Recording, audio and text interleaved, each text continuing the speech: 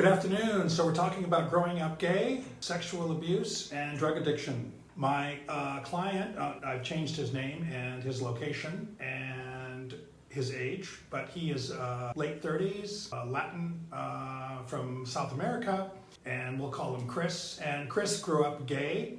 He knew he was gay from a young age. He was in a family that was very homophobic. His father was an alcoholic. There was a lot of sexual abuse in his family growing up.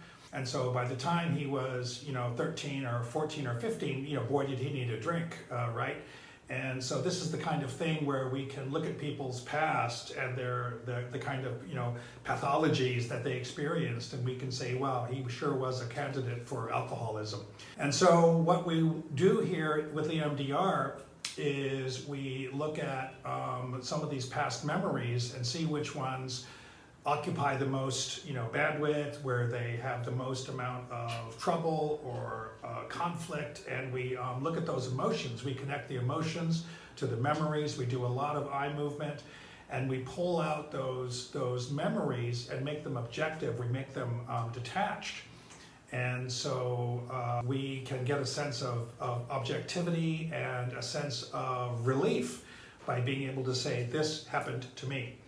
And so with the and that's sort of your desensitization, and with the last part of the EMDR, we look at what are the ideals, what are we looking at in terms of a path to more peace of mind, and we ask the person, they have to be engaged, they have to be in control, they have to come up with the words. And originally his words were abandonment and rejection was kind of what ruled his life and why he was escaping from those unacceptable emotions. And we went to the reprocessing part, and we got to acceptance and connection and belonging. And with that, we get to a world where we no longer find it unacceptable and want to escape. That's addiction. And so when we can find some sense of fairly radical acceptance about what happened and about the possibilities of acceptance and connection and belonging, there you have a path to sobriety. And that's why I love to combine EMDR with addiction treatment and past sexual abuse, especially for the LGBT community, because there's a lot of anger and sadness and fear which is wrapped up in a lot of people in the LGBT community who are seeking some kind of sobriety.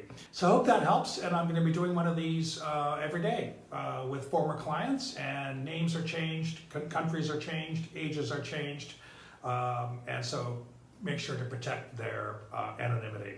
Okay, have a safe day, and hope you're happy and full of peace of mind.